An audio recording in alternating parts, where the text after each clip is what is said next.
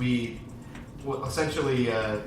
started a music club about like 3 years ago with the intention of just keeping in contact with some college and high school friends, because as an adult, it's very difficult to keep and retain friends unless you have like a regular point of contact with them. Mm-hmm. I found, just because you get busy, it's difficult to reach out to people who are further away, and it's also difficult to reach out to people who are like not immediately there. So having like that rotation always week by week helps keep people in touch. It also keeps you keeps you honest as well, because like sometimes you don't want to go. It's like, well, I've been going here for like a week straight.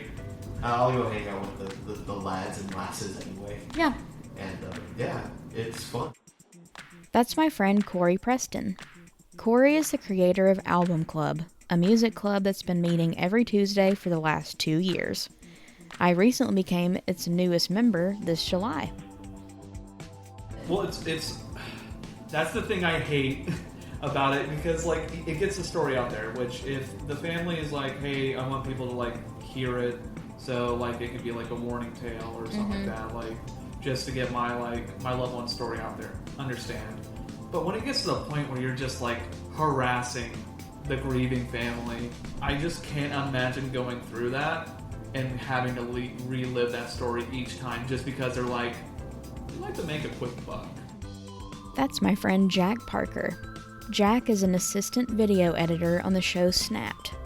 Snapped is a long-running true crime documentary series from the Oxygen Network.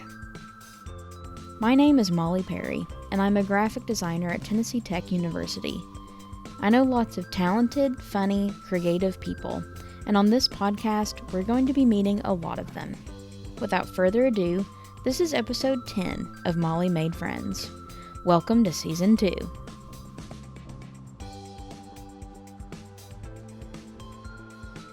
Jack, why don't you introduce yourself for the podcast? Yeah. Hi, my name is Jack.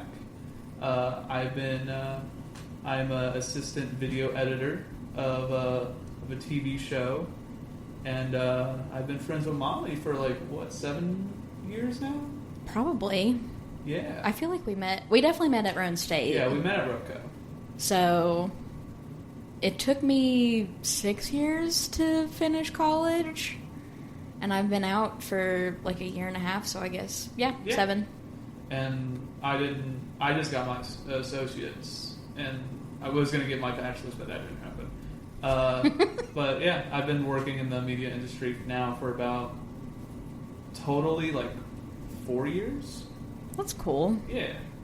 Where all have you been? Because you weren't always here. Like, you moved to Oklahoma for a time? Yeah, I was in Oklahoma for 3 years, and I moved there in 2019 in September.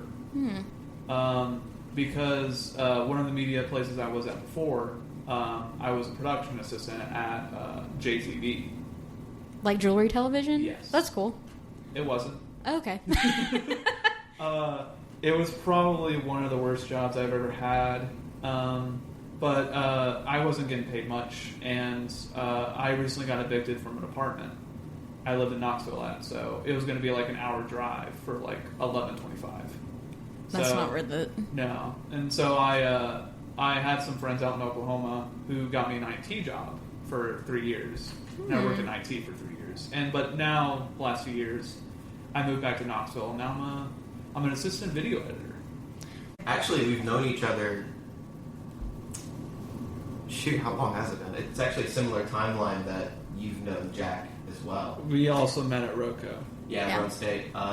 Through Smash, actually. Because I would walk around, because I would set up a little Smash setup in the middle of the cafeteria, and would invite people over. And for the normies, Smash is Super Smash Brothers, the video game. Yeah, for losers who don't know that. Losers and lamos. Yeah. Dweebs, particularly.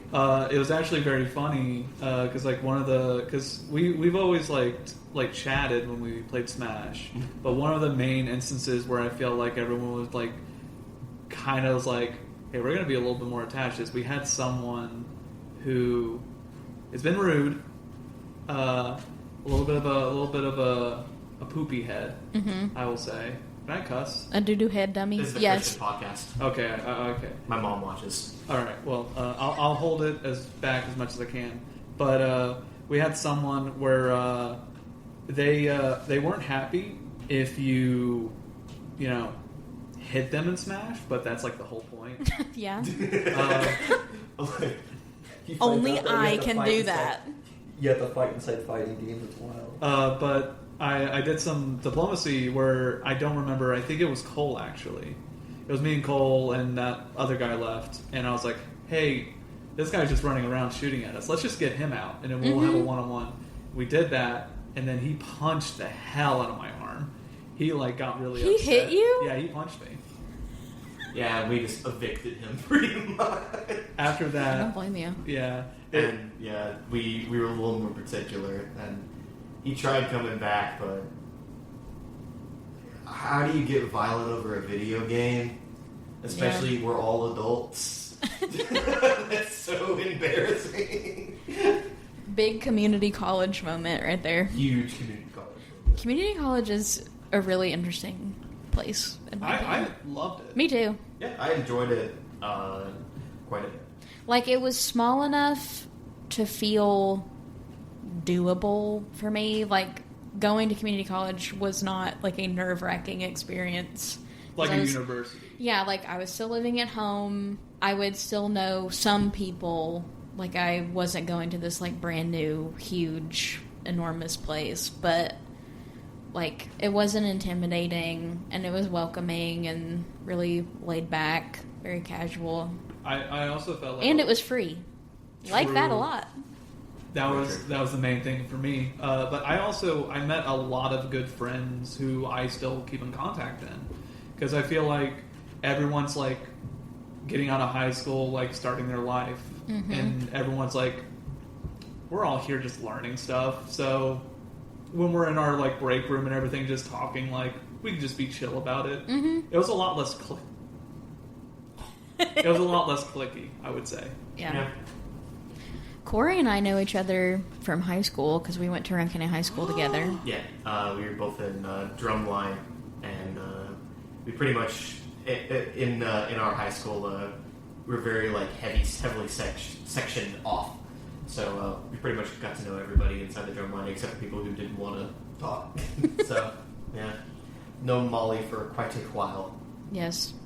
I remember my first real interaction with you being at my freshman year band camp, and you played fifth bass, which is the largest of the bass drums, and was always really heavy. I think we called it Big Bertha. I don't remember. At least we did when Kiana played. That does sound, yeah. I don't think we had a name for it. I think it was just the big one.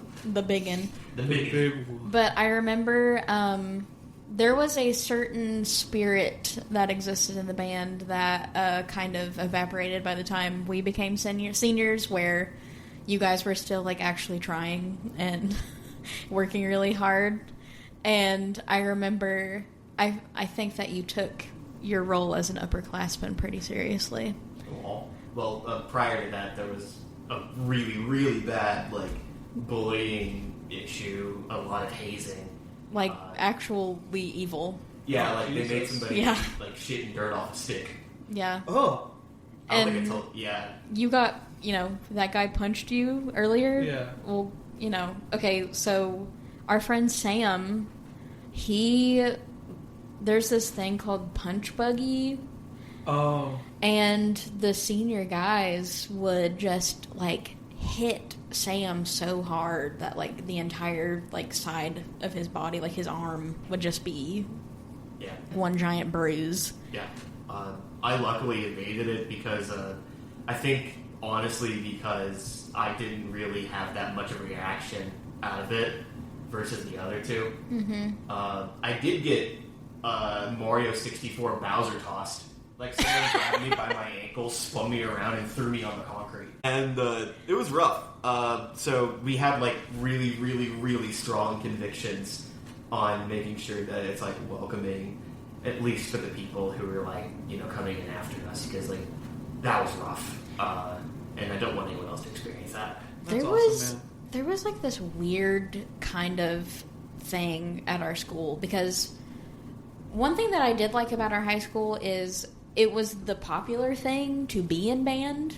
Like, usually, you know, band kids are looked at as nerds, Yeah, my whatever. high school, it was that. Yeah. To be fair, the band took up 40% of the school. Yeah. Literally, like, numbers-wise. We were huge. 30 or 40, I don't remember. It's a huge chunk. But it was so weird to see traditionally, like, mean girl, preppy girl qualities put into band members. Because then, like, I don't know if you remember how they used to treat the guard girls. Oh, there was a ton of, like, misogyny and, like, for some reason, they kept on calling them sluts. Yeah. It was very weird. To a point where, like, there was even this guy who made t-shirts about it. Do you remember that? I don't, but I'm not shocked. They used to say that the guard girls, they would call them applesauce. Yeah, I hate this. I hate that. Because apparently that's what gonorrhea looks like. What the? And they Yeah. were insinuating that all the guard girls were sexually promiscuous and they had STDs, and they made fucking t-shirts that This is all in high school. that said too. "I love applesauce."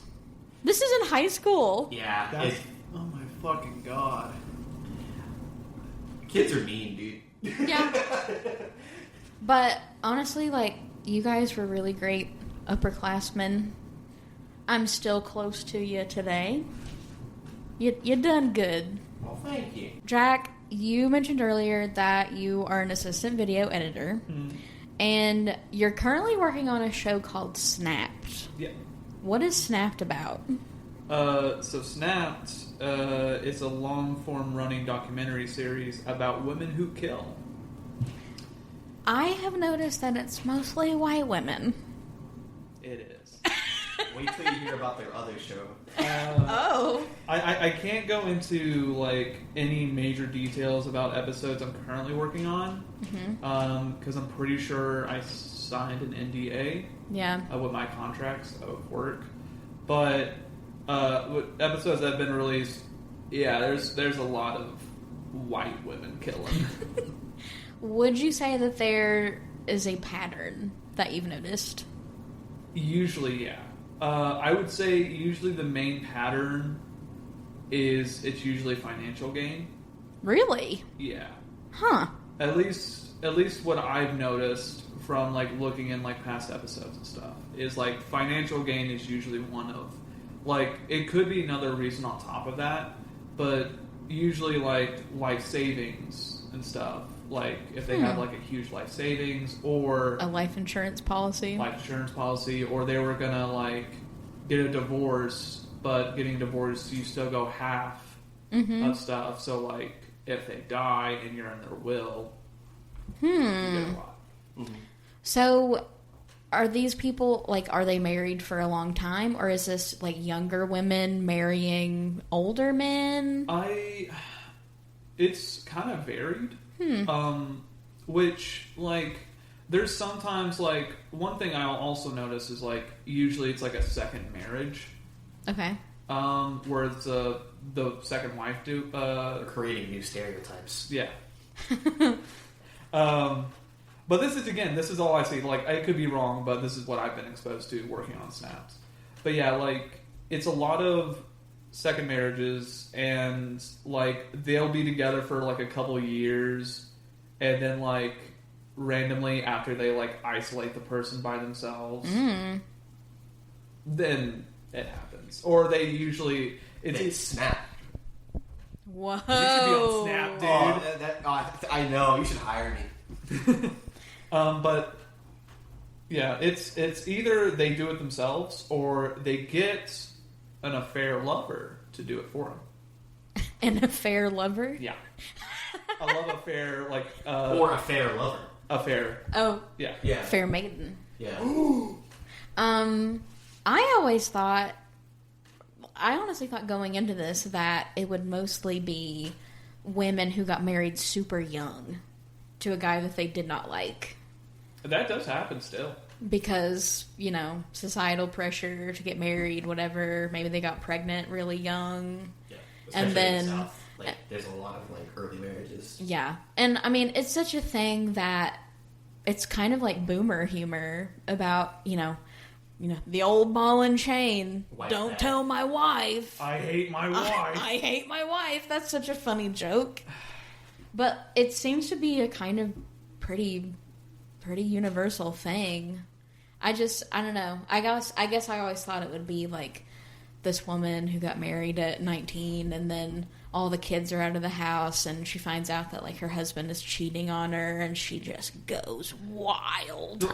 There has been instances of that happening, but this is still like what I've been exposed to. But there's like, I think 33 seasons or 34 seasons. I saw that. It's been on forever. Yeah, I think it's the longest running true crime documentary series. Whoa. Yeah. And I think they've been shooting since 2004. Dang. Yeah, I had to work on some old tapes, and they dated back that long, or 2001 actually. But yeah, from what I see, it's usually that, or like it would be a mistress who's like, "Oh, you're not going to divorce your wife to get with me." Whoa. Yeah. Dang. But it's very interesting, and each story is like, it's kind of sad to work on each story because you always have to realize like these are real people. Yeah. That's always the worst part about true crime for me is that like it's a really, really, really sensationalized death of people who like this is life changing or like life ending for a lot of people. Yeah, and a lot of families are still like recoiling from what happened, but like it's kind of being looked at it through entertainment lens. And I feel like so much of it is talking about how they were killed and not the person who died. I remember reading a thread on Twitter. X.com, the everything app. Yeah. Thank you. About like there was a woman who was involved with like a very high profile murder, and she kept on like getting emails and calls from like people who want to write stories about it like years afterwards. Mm-hmm. And she said like, yeah, it's like just calling to reopen the same wound every single time because they always ask about how he died and where he died and how that made me feel. Mm-hmm. And those same questions just I feel like it doesn't really allow you to grieve that well. Yeah, the one thing like I will say about Snap that is nice is they do actually go over the victim's life in the beginning to like because they'll usually show how like the scene where like someone discovers the body and then they'll have a transition to go like, hey, this is this person's life. This is what they grew up with, their family, hometown, and all that stuff. This was a human being. Yeah, it actually like goes through, which is something I really appreciate with because again, I have a weird thing with true crime because I feel really bad for the families who like I've looked up recently some videos and like stuff about it, but sometimes the families don't even get contacted. Yeah. If they make an episode about it. That's really messed up. Actually, I would hate to like turn on a show and see like. Something private, or not something private, but like a really traumatic part of my life just appear and be sold as like entertainment. That is very dystopian to me. You know the Netflix Jeffrey Dahmer one. They didn't contact a lot of the families, and so like I don't remember her name because I've never watched it. Because I'm going to be honest, I don't really watch true crime. Yeah. Honestly, most men don't. True. Yeah. It seems to be like it's mostly a female audience because at the end of the day, women are usually targeted more. And violence against women is very normalized and sensationalized in the United States, especially.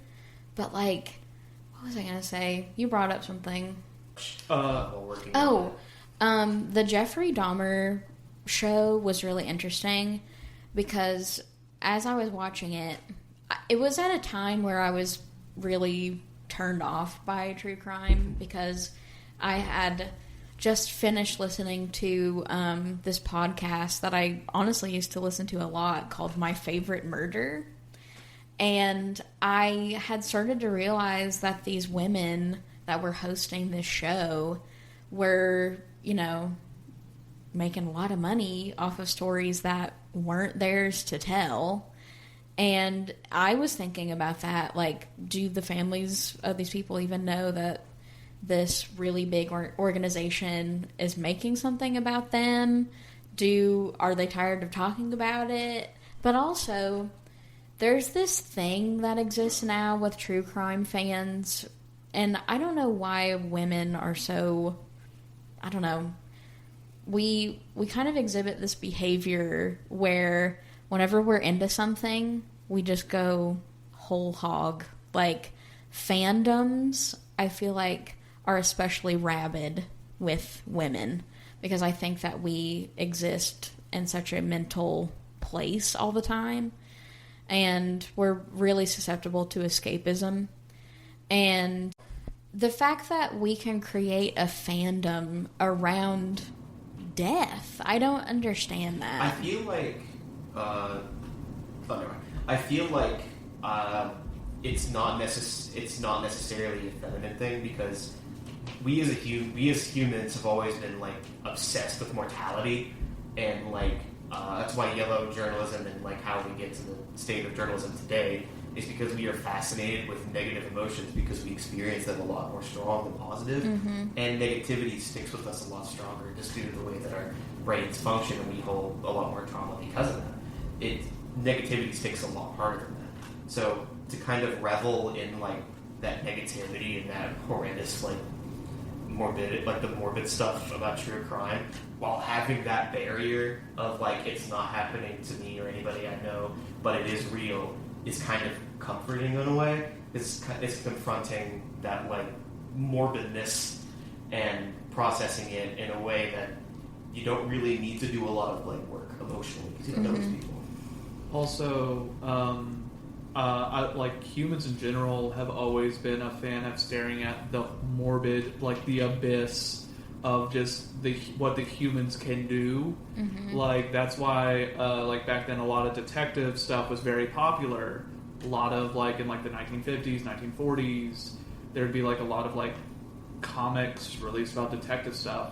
Public hangings exist too, like public executions. Exactly. Like you can buy tickets. You can buy tickets to go to them. We've always been fascinated with it. This is like a new version. But the fandom part is very weird. It is very weird. I'm personally not a fan of it. And also, like, with how technology is today, like what we're doing now, anyone can just start up a podcast. So there's any three white people with 2 microphones can start a podcast. We have like 4, so we're a little bit above the average. Yeah. But no, it's just everyone can hop on it, and like Corey said, you have that barrier of like, hey, this is real, so it's fascinating, and like going to the psyche of someone who would commit this horrible thing, which is one thing I hate about the community is. Even if they, like, in the end of the day, they say, this horrible person did this. All right, so we're going to put their name and their signature everywhere, and we're going to name the show or the episode up about them. We're also going to call them smart and clever for how they dealt with the murder as well. Exactly, and that's stuff I don't like. And will be, quote-unquote, reluctant to admit how handsome he is. That's the thing what happened with Bundy, I think. And the thing is, it's funny about Bundy is, I think the reason they did that with Bundy is because that's actually how the trial went. He had fangirls at the court. And so, like, if they're redoing it and having that in there, I think it makes sense. The dude benefited from being a handsome white man so hard that he escaped from jail just because he's like, hey... There's no way I could have done this. There's no way I could have done this. There's no way I would have done this. And then you just hop out a window. I'm just a young, handsome law student. Oh, you little rascal! Go strangle another person. I'm just saying, if you are conventionally attractive, you can get away with murder.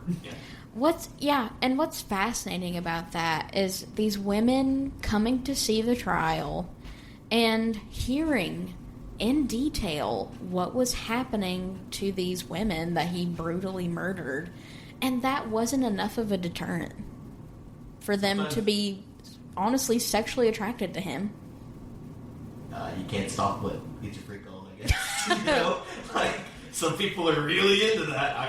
I've known a couple people in my life who I've gotten to learn a lot about them, and makes me go, I'm glad that I don't have any other exposure to you. Any other form or fashion. I'm glad to keep it as we are.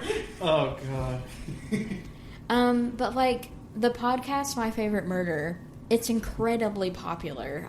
I want to say probably at least 1 million people listen to it weekly. And it has, like, all this merchandise and all this stuff. And the insensitivity that exists in that programming, like, I remember one story where this woman, after a week of being held hostage by this man and brutally, repeatedly assaulted, he cut pieces of her off. He cut off her legs. And she somehow was strong enough, probably through shock, to push him off of her and kill him. Like, the way that he fell on a rock and hit his head and died. But that left her stranded and bleeding out in this desert. Horrible situation. And she passes away eventually after crawling away from him. And the police find them like that. And, you know, this is the mood that I would expect after telling a story like that. And here they are, like, making jokes.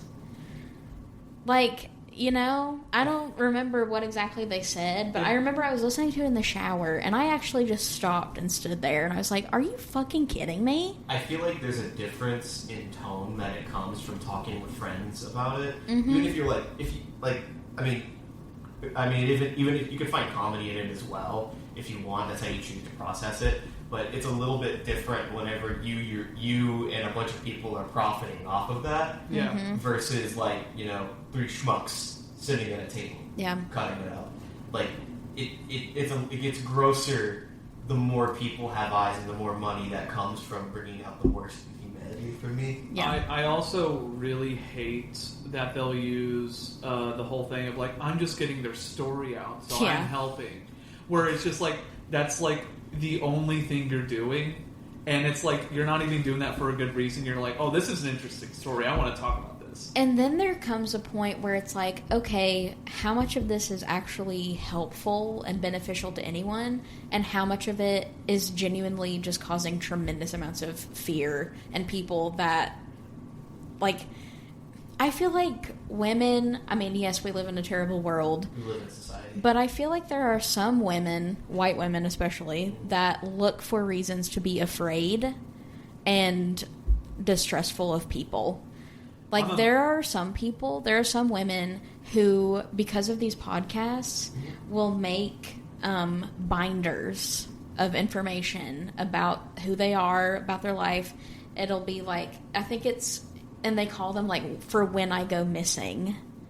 Because they fully, like, anticipate it to happen.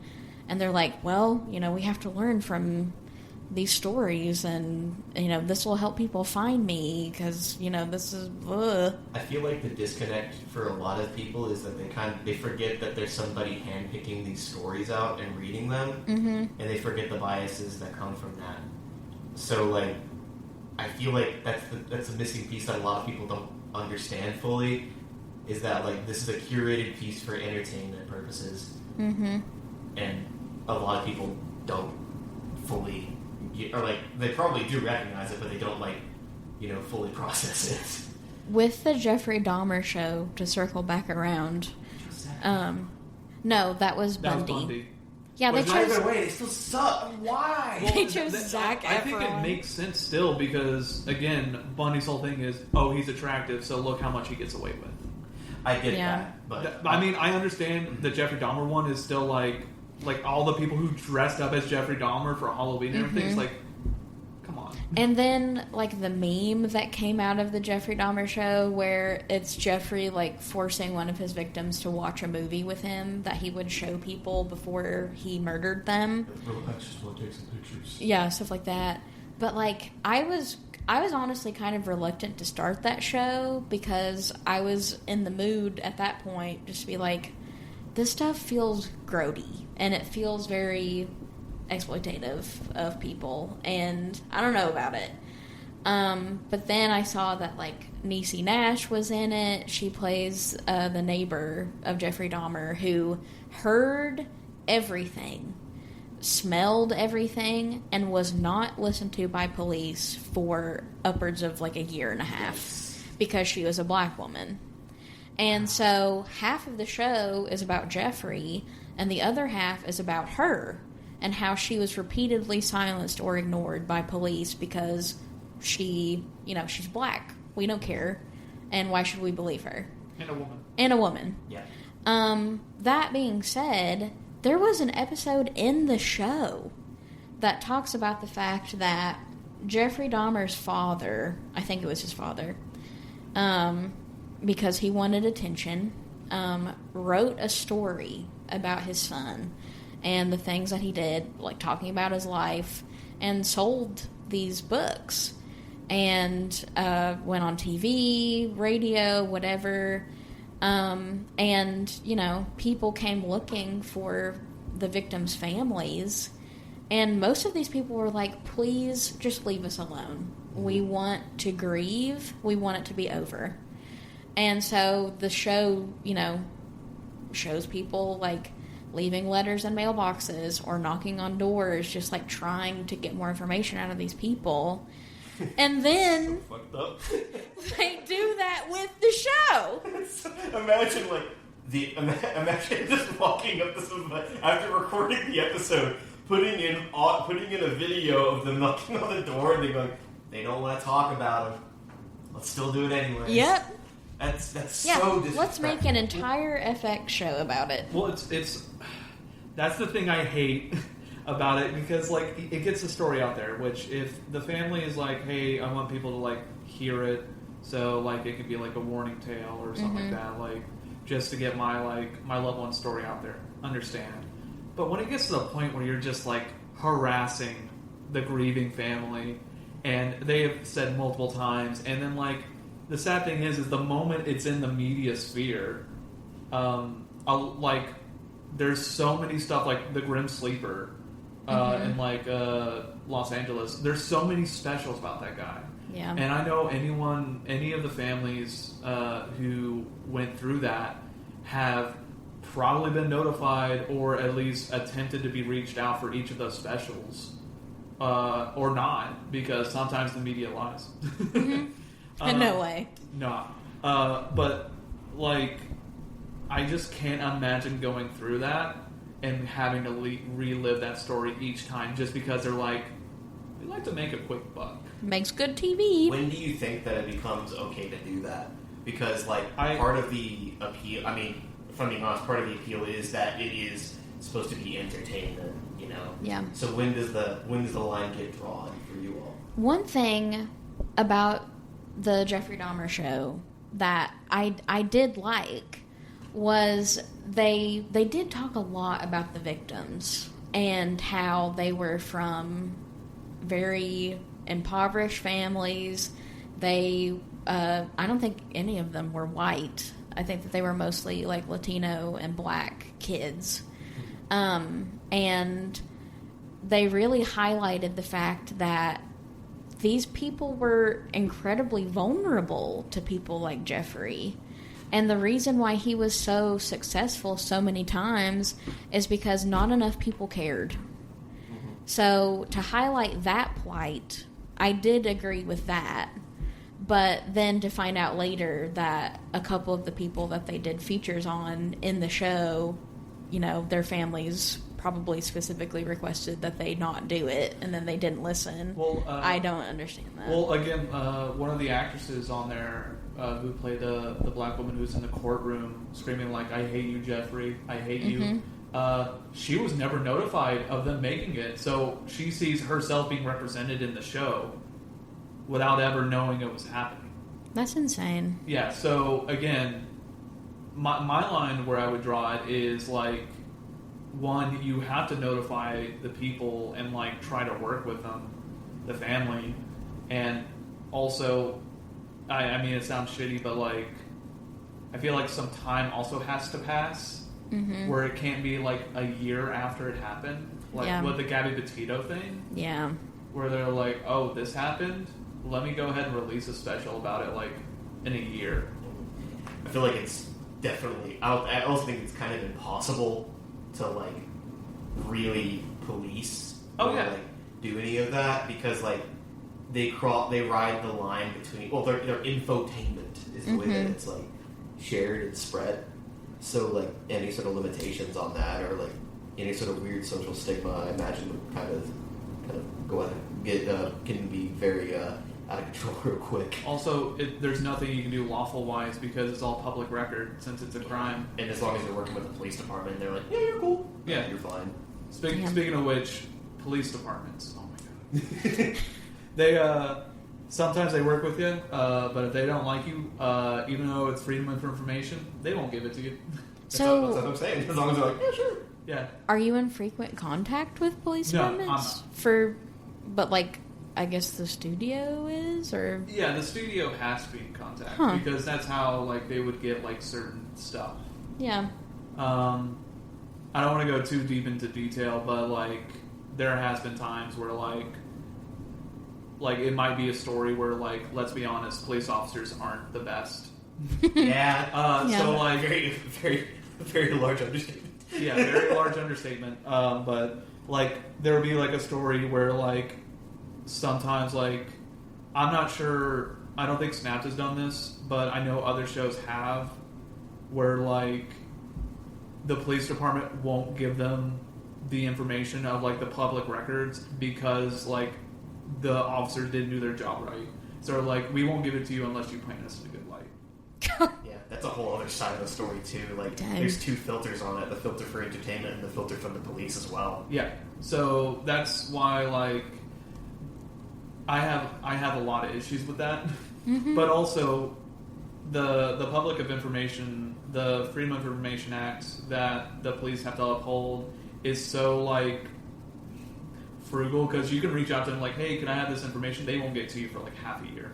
I imagine there's like a time frame that they have to respond in, and they use that time frame very rigidly. Yeah. I don't know too much about it, but that's one thing that I do not like. Yeah. I imagine working in true crime is definitely like you've seen like a lot of the brunt of a lot of issues with police in the country, and you kind of have to deal with that day in and day out. Yeah. There's a reason I have my opinions of the police. There's a reason why you're ACAB. Yeah. There is a reason why I'm ACAB. I would imagine that your job can be kind of heavy. I've seen dead bodies before, yeah. Like, whenever you're editing footage and stuff, are you just getting it raw? So what usually happens, so before I became a video assistant editor, I was in media prep. Which media prep is just getting everything raw and getting it ready for assistant editors and projects for Avid. When I worked in media prep, I don't see it as much anymore now. There are some archives that I have to work in, archives of like police footage, security cams and stuff like that, where I do just see people getting shot. Oh God! From like a police like body vest. Yeah. But like there's times where like when I was in media prep, I would see like police walk through a house, and I would just see a dead body cut up like almost in pieces. Like there's so many cuts along their face. Oh my God! Yeah. Just sitting in a chair, or like I'll see like a fully burnt body getting dragged out of a burning house from like the fire department. Telling me about that afterwards and how it kind of shook you quite a bit. It did, because what was really disturbing about it, and I'm never going to share any names about these cases because I'm not going to go out, but like their arms were stuck like this the entire time because they were burning alive and their muscles tensed, just reaching out like for a hug. Oh, and no. like just being dragged out. Whenever they put the cloth over them and they got the body out, they couldn't get their arms down because their muscles locked up. So yeah, there's a lot of stuff where like I have to pause and kind of walk away sometimes. Yeah. Well, I mean, Corey, as a roommate, have you been able to lighten Jack's spirits some when that happens? I mean, it's. I try to just be an open ear to it if he needs to talk about it. I try not to press too much into it, aside from like, you know, broad topics. Like I've talked with you about like the ethics of true crime before, but I've never gone into details with you because, in particular, because you've seen a lot more than me, and I would rather not like make you bring up some stuff that you've already seen, and I'd rather just be an escape from that personally, rather than escape for it. And if you need to talk about it, I'm open to talk about it as well and have to process it, but that's wholly on his accord. I'd say I would rather not like force the issue. Like, hey champ, I saw you saw 30 dead bodies today. You want to tell me about that? Yeah. And I always love and care about you, buddy. You've been a great friend, and you've always been there. But yeah, no. I will say, luckily enough, my job currently, like the team I work with, everyone has been super like nice and understanding. Mm-hmm. And I will get warnings sometimes where they're like, "Hey, this is graphic," and I'll be like, That's "Oh, thank you." Good. That's so fucked up. With like, hey, I got a new project for you. Yeah, I mean, luckily enough, now I don't have to see it as much, but when I do see it, I have to get a lot more involved. Mm-hmm. So other than like seeing a glance of it or like having to go through the video, I have to like stay and look at it frame by frame. Mm-hmm. Which, I mean, I'm glad that I'm still, I know it's going to sound shitty, but still uneased by it, because that means like I'm not getting used to it. Yeah, that's good. Because if I get used to it, that's scary. Yeah, for sure. So I listen to music a lot while I work. Oh, same. But we kind of listen to music together. We enjoy music club in a way. Yeah. Is there like ever like a disconnect between what you're listening to and what you're working on? Yeah. Okay, yeah. So sometimes I can't listen to music because I'm listening for audio, because I have to like stitch together the episode of interviews, archives, and sometimes whenever my editors allow it, I can do scoring, which scoring is a whole thing. But I can't always listen to music. But if I get like stuff where like I'm naming B-roll or importing stuff, I'll be listening to music. Would you be listening to maybe a specific album week to week? You know what album? Format? I'm listening currently to an album called Caro Caro Benito. Graduation. Segment change. So, why are you listening to that album? Well, I am part of a little club. We call it a club down here. A club that Corey started. A club that Corey started about music. Yeah. This is a very, very seamless change of topics that we will not. I'm talk really about good at those. Yeah, we're very. I did not help because I still stayed at my job thing for a bit. You should feel bad about that. Good. Honestly. But yeah, essentially I started a music club about like 3 years ago with the intention of just keeping in contact with some college and high school friends, because as an adult it's very difficult to keep entertained friends unless you have like a regular point of contact with them. I found. Just because, like, you know, you get busy, it's difficult to reach out to people who are further away, and it's also difficult to reach out to people who are, like, not immediately there. So having, like, that rotation always week by week helps, you know, keep people in touch. It also keeps you kind of, keeps you honest as well, because, like, sometimes you don't want to go, it's like, well, I've been here for, like, I've been going here for, like, a week straight. I'll go hang out with the lads and lasses anyway. Yeah.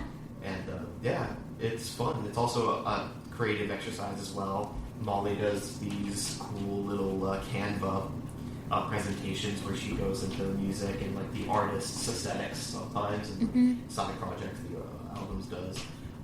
We love a good PowerPoint. Very good PowerPoint. Thank you. Yeah, and sometimes people have, like, very unique ways of presenting the information. One time, our dearly departed friend Ethan, he's not dead, he's just no longer a member of the club. He also made like a giant PowerPoint presentation that went through the history and timeline of the Dave Matthews Band rather than reviewing the album that he But I put thought out. it was very interesting. No, it was really cool. It was great learning about it, especially as somebody who's like a super fan like him, because like they have this dearth of knowledge that like it's always fun probing people who have like who spent that much time on something. I love hearing experts yap. Is the Dave Matthews Band the one that emptied the... The Blackwater on top of a ferry of people on the bridge in Pennsylvania? Yeah. Yes, that's very true. It happened. I love that. Wasn't that like 2008, 2004, August 8th? I couldn't tell you the exact date, but I know that it should be a national holiday. I think so too. Yeah. Dumpin' Day. I was gonna ask, when did you start the club? How long has it been going on? 2022, 2021. 2021. I was gonna look at the. We have this gigantic spreadsheet that stores all of the like songs or all the albums that we have and lists them from like excellent to good song to middling song to like a bad song, and we have like a date range going very far back. It was 2022, New Year's Eve. The first album what was the first album we did? We did Paper Airplanes. Yeah, Paper Airplanes by Union Station and Alison Krauss. Yeah, a really fun bluegrass album. We wanted to start off with just a random pick. We used the wheel of randomness, and that has been a mostly big staple in the club. Oh, well, that was actually a fun fact for like project-wise. I'll come back to that later. But yeah, we started there, and then we just week by week we recommend an album, yap about it, pick another week, and then after everyone gets done with their rotation, sometimes we have a little event planned. One time we did I'm planning a little Jeopardy event that's happening up here soon. We have people who are not in like the rotation of current members come in and give an album. Sometimes we do like playlist weeks where like we make playlists for certain people. It can be any range from like guess the theme to like an introduction to like a genre, or it could be like a music that you think that the other person would like but haven't had a time to attempt to listen to them yet. It's a very broad idea, and it allows you to do a lot of really fun things.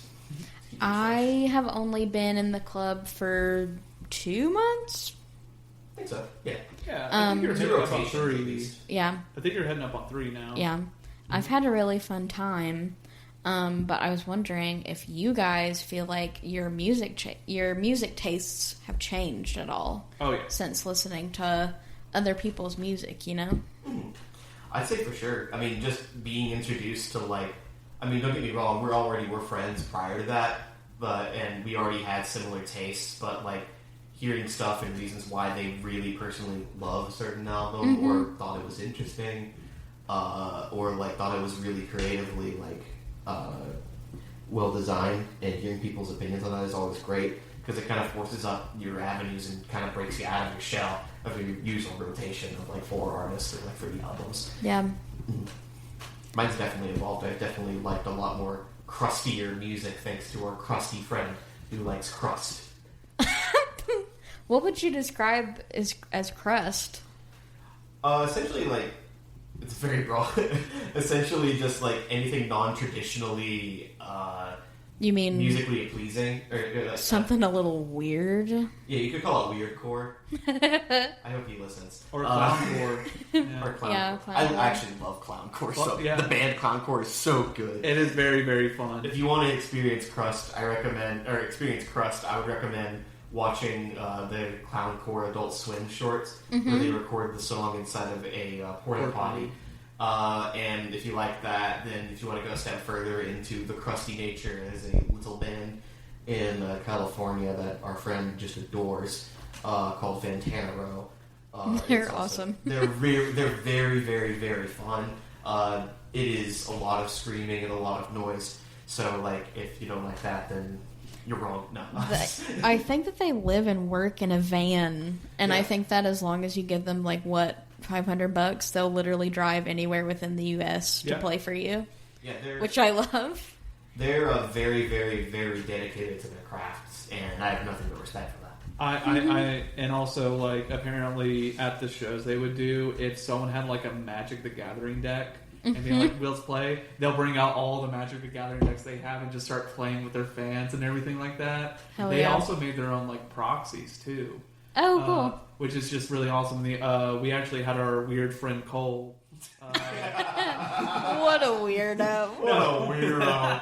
We had him like do like an unboxing for us to show us what he got and everything, and they looked really fucking awesome. It's really dope, and that's one of the other positives for Album Club is sometimes you get like smaller, more niche artists that one person finds that, and it gives that friend an avenue to share it with other people, whereas you couldn't really do that prior. Because like if a random person you know recommends like a very, very small niche thing, you might check it out like years later, but to kind of force the issue and like force them to listen to it, for lack of a better term, it kind of like forces a conversation out of it, and it's great to have a new talking point each week. I do love that a lot. There's definitely albums that we've listened to while I've been a part of it where I can say that I probably would not have checked them out on my own, but I've ended up finding something that I liked about each thing. Recently, okay, speaking of our weird friend Cole, who's weird. Very weird. And a But weirdo. lovable. I love him. Yeah, he's I do great. love that boy. He submitted an album called Dyspepsy, I love that. which That is a I great think album. that's my favorite one that I've listened to since I've been in the club, and it's really cool because it's like basically this kind of social commentary on Pepsi commercials and commercial culture, but it was all electronic music. Plunderphonics and stuff. Yeah, it was just really cool. It's really great. That genre in general, plunderphonics, fascinates me. I've been like listening to stuff like that uses plunderphonics or just straight up plunderphonics for years. I love the idea of creating like a whole other piece of art out of existing pieces of art. It's kind of like collage work, except in like an audio form where you can like work with wavelengths. You can like force things to like you can force like narratives out of it as well. You can craft new things. One of my favorite albums that I haven't put up into club yet is called Introducing by DJ Shadow, and it's kind of like nightmarish dreams created out of soul music, and like very interesting facts from that. Another album that our good friend Jack across the table here recommended that's also plunderphonics and like kind of synth adjacent is Everywhere at the End of Time. You may have seen it talked about on the internet. I think it gets like yearly like people talk about how it's like the best album of all time or the best series of albums of all time. I'm just gonna burst the bubble. It's fun, it's fine, but that's also like completely crafted out of like 20s, 30s, 40s like music that's meant to be like very homey and comforting, and then they use that to like simulate or what the artist tries to depict as experiencing dementia. Yeah. It's very hard, especially like the last two records on that is just rough, because similar to dementia where you have those moments of clarity but then go back to the noise, that happens, and it's done rather tastefully. It's not like a hammer to the head, so it's very, very, very interesting. Yeah, plunderphonics has been one of the genres that I found out that I am a big fan of, because another album I put up that is plunderphonics is Since I Left You by the Avalanches. It's so pretty. Which is an amazing album. Avalanches, I need to listen to more of their discography. But it's just amazing because I think that album, I think it's like an hour and 20 minutes or 15 minutes. Yeah. And that hour and like 15 to 20 minutes, they've used like, I think over like 35,000 samples in each song. And like, I don't think there's no instruments out. No instruments at all. Oh. It's all just plunderphonics. And they kind of craft this warm feeling of a story that happens like you're on a cruise ship popping from ship to port to port, but you never really remember it quite right. And like it's like waking up from a really warm dream is how I would describe that album feeling. It's very interesting, and if you were to check out any of the plunderphonics, I recommend that one and Dyspepsy 100%. Dyspepsy was the one that was like a sleeper hit for me because our weird friend Cole and I were Very weird, very weird. So bizarre. so bizarre. but so lovable. Like, I can't stop loving them. We were playing Monster Hunter 3 Ultimate together, and we just started like going down this rabbit hole of just random albums. We went through the Waffle House album. We went through Greens on Toast, which was the whole thing, and then we listened to Dis Pepsi. And Dis Pepsi, listening to Passively, was just like, what is happening right now? We're going through so many like commercials. Like it's nostalgic because like commercials are always in your face. They force it on you. Which is the theme of the album. And also it's very funny because they tried. I think Pepsi tried to like make a lawsuit against them or something like that. Probably. Like, But I don't think the lawsuit ever came, but they prepped it just in case. So if you look up the album art, you actually can't spell Dis Pepsi out of it. Yeah. It's because the letters are randomly arranged, and they put that in place. And then for the digital releases, they're like, frick it. They haven't sued us yet anyway, so. Well, I want to say that isn't that initial phone call that you hear in the beginning of the album like a representative of Pepsi talking to them specifically about the album? I think so. It's been a minute since I've listened to it, so I don't know. really remember that too well. But their whole argument against it like not being copyright is because they're forcing the advertisements on us, so we're just taking what they gave us. Yeah. So, because they're forcing it in your home, so why can't we do what we want? Yeah. Yeah. Well, speaking of album club and music in general, we do have a question from the audience. A very angry young man, very unsettled. Not weird? Well, he sent several questions. He seemed pretty upset. That's fair. The user is S Starkey0509. I believe his name is Samuel Starkey. Yeah, he actually left for milk and cigarettes from the club as well. I gave him $5 to get it, and I not got that back. Yeah. Well, he did have a question, and he wants to know your thoughts on Midwest emo. Yeah, it's fun. It's fun. It's a good time. Midwest emo is one of the genres where I can listen to and have fun with. I don't really have any issues with Midwest emo in general. Honestly, it's one of those genres I don't really listen to a lot. But when I listen to it, it always gets me in that kind of like nostalgic mood of like being like at home, sitting like playing Call of Duty Zombies, listening to like music in the background while I'm like trying to get like this Easter egg. So I kind of That's always a very oddly specific memory. I did that a lot in my childhood, and we listened to a lot of like it wasn't American football. I can't remember the band, but we listened to a lot of music like that, and like that's kind of what I associate with. So I don't think I can really look at a Midwest emo album negatively, but sometimes there are albums where I'm just like, eh. I mean, it's true for any genre, really. There's going to be stinkers, there's going to be amazing ones. Yeah. So, but yeah, to speak on it broadly, this fellow who brought forth the question, this handsome young fellow, we've actually talked about it a lot off the podcast, and we both like it for completely different reasons. Where like I love it for like kind of like the mathy guitars and like the moody feel, and all like I love the cool little tappy guitar patterns that happen. I love the anthems, and he likes like the kind of like sour, somber, like sad boy mood, and he loves the energy that happens in certain songs. Like he loves Scott Pilgrim versus My GPA. He loves Front Bottoms. He loves like kind of that like huge feeling that comes from that. So like we like it for two different reasons, and that's totally fine. And my main issue with the genre is just that sometimes you get tired of being a pathetic little boy, and that happens a lot. That is a recurring segment in a lot of songs is woe is me mentality, and like darling, I miss your cigarettes, stuff like that. And there's definitely a mood for that, but I think it may have just been overexposure from when I used to be into it like 5 years ago, like super, super, super, super heavy, that like I kind of have grown an ick for, sadly. But everything else about the genre, I love, I adore. I love really overly complex guitars and like big sweeping, like singing like bits. I love that. Sam does seem to be looking to pick a fight potentially. Who could have known? He has another question. This is interesting.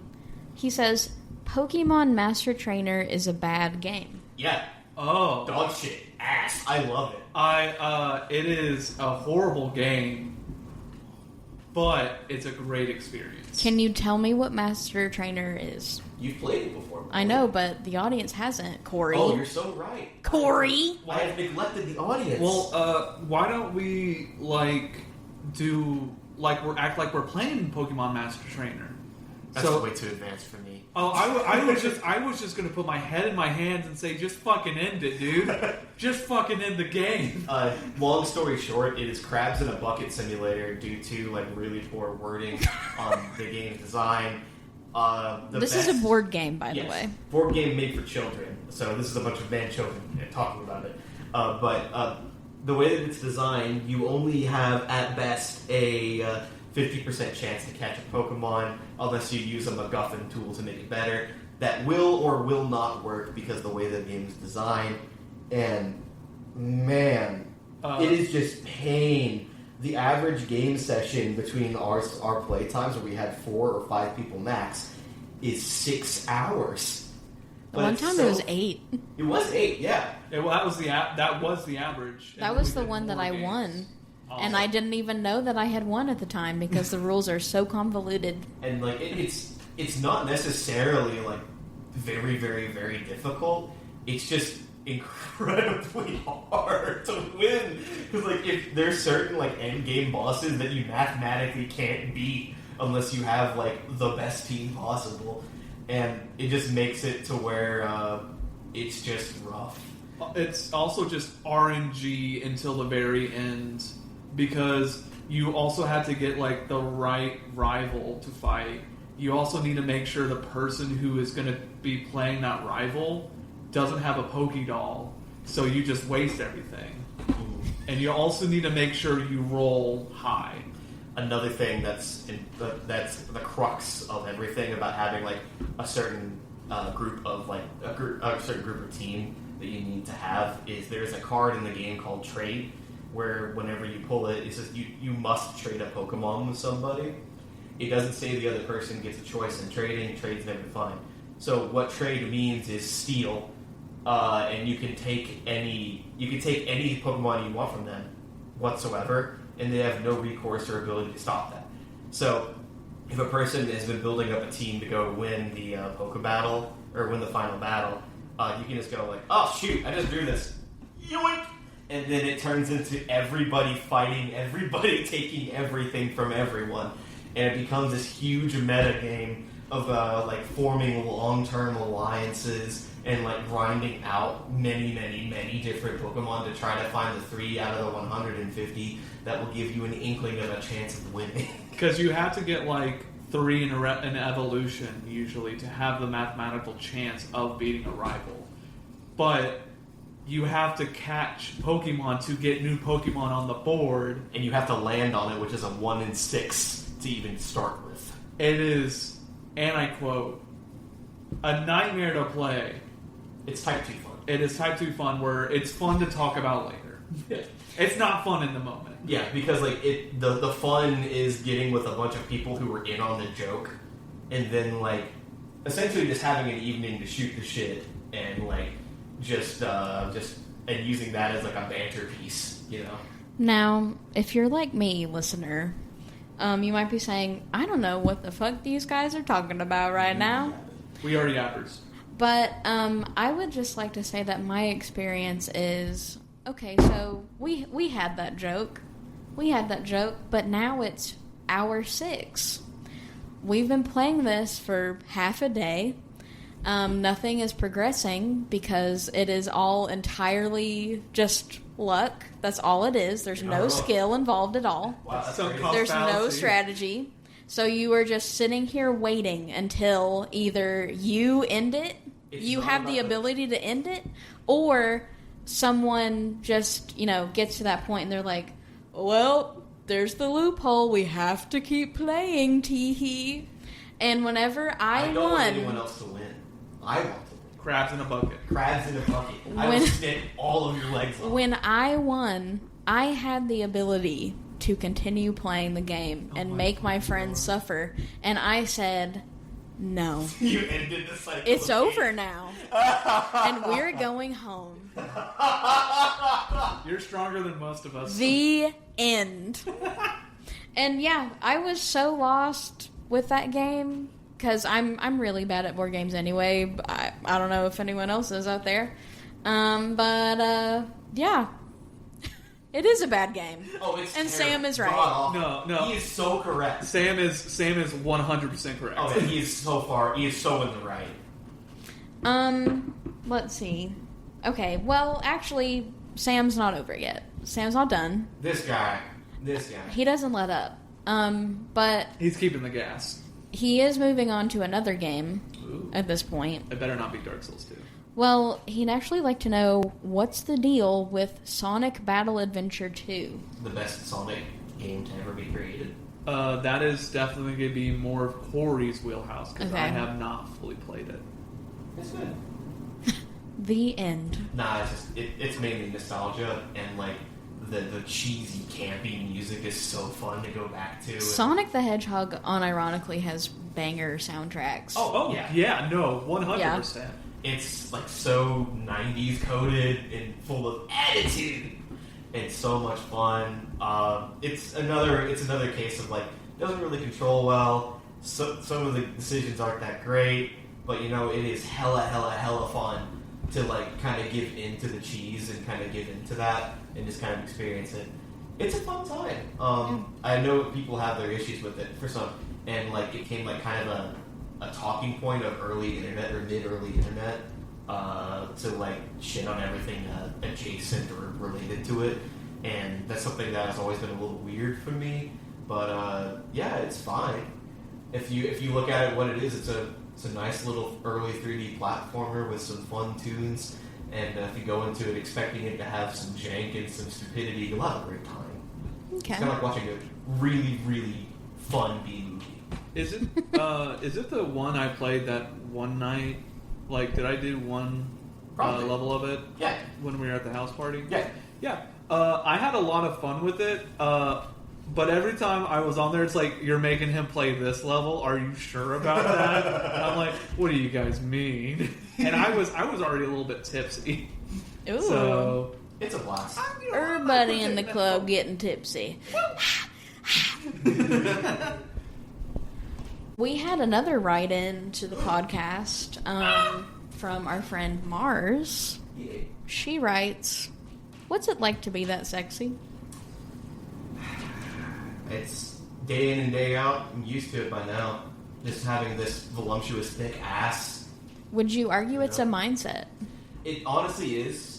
Being born this hot and good at everything that I do. You know? Mm-hmm. It's really hard being, like, really attractive. Yeah.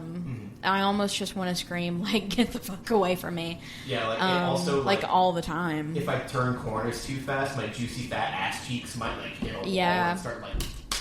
Yeah, they really hard. do. Yeah, they do. I feel very uncomfortable. For the audio listeners only, Jack is looking me up and down and licking his lips and purring very loudly. I don't think it's being picked up by the mic, though. No, but I can make it. And they were roommates. And they will. And they were roommates. So Knoxville is a city that I've always wanted to live in at some point in my life. As people who have lived here for at least 2 years, what are some things that you would recommend to people here? Because honestly, I think that you guys are the first East Tennessee friends that I've interviewed on the podcast. Because we're the best. Yeah. Yeah. Starting at top tier. Everything else beyond that's going to be a lot. This is the part where you peak. I'm sorry. One thing I actually recently went to that I highly recommend because one, the food is amazing and the atmosphere is really cool, is Schultzbrau. It's like a German castle with a beer garden. I want to go so bad. It is really, really cool. It's fun. I like it a lot. And they also sometimes have just night fighting, which is Yeah, they people have on like jousting and stuff. Yeah, they go whole hog in like the medieval camp. It's very fun. Well, what you're talking about though, isn't it just like some guys in like a little ring, and they're they're knight armor and they full beat the absolute piss out of each other. that's awesome. Oh my god, I really want to go to one, but like it's one of those places where like the food's always nice. Sometimes they'll have like axe throwing around, which there's actually an axe throwing place called Craft Axe Throwing, which is really nearby. You can do that too. It's very fun. I know another thing that's really cool that Corey loves is the Space Bar. Yeah, just it's a themed bar. There's actually a couple of themed bars in town. This one in particular is themed after like Star Trek-y, like 70s sci-fi. All of the drinks are like served with like these cool apparatuses. They have like all these themed foods around there. So if you ever are like in the mood for like a cool little cocktail and a nice little experience, I highly recommend it. It usually is booked out of most weekends, so you have to plan it a little bit in advance. But yeah, I highly recommend it. It's on the pricey side for sure, but it's fun. Another thing that I would recommend for certain, not like food wise or anything like that, there's a lot of decent disc golf courses in town as well. A lot of like, but two of them in particular that I'd recommend is the Claytons. And Oh yeah, it is 5 o'clock. Someone's knocking at the door. Let me go and open come on in. Hey man. Hi. Hello. Some friends just got here. Yeah, some friends did just get here. But anyway, so let's see. How do we want to end it? Probably Corey and I kissing. Yeah, very loudly. Right. We need to say like, Yeah, we can just be nice. we need to like natural transition. Thanks for having us on, Molly. Do shoes? Oh, Hey, you can your shoes off. Sorry, we're Molly's forcing us to be a part of the podcast. Yeah, Yeah. because I was a straight white man in another life. Yeah. and you're like, I need to talk about these issues. I need to bring up race politics immediately. Yeah. We're about to sign off though, so it's all good. Yeah, we ended up a little bit over, so Paul. Okay, how about this? Before we go, if you could recommend one album to anyone that you just feel like they have to hear, what would it be? I'm gonna do Avalanches since I left you. Okay. Well, shit. Because I was going to do one of my albums I recommended because it's one of my favorite albums of all time. But I'm going to do one of Corey's albums that I really love a lot, which is Ants From Up There from Black Country New Road. So Okay. It is a very, very good chamber pop, like Broadway song, album. a lot of whiny men singing, very good. But every time he says a word, he is going to cry. Yeah, it Okay. sounds like he is one or two sentences away from a mental breakdown every other bar, but it's just so pretty. Well, I want to say thank you guys for being my music friends and for just being my friends. Well, keep it in music, please. Oh, sorry. Molly, I'll go ahead and say it. You've been a great friend, and I care about you. And I'm so glad you put Oh me on my the god, podcast. thank you. Thanks for inviting us. Thanks for coming on. And today, Molly made friends. Yeah, today. And everybody claps.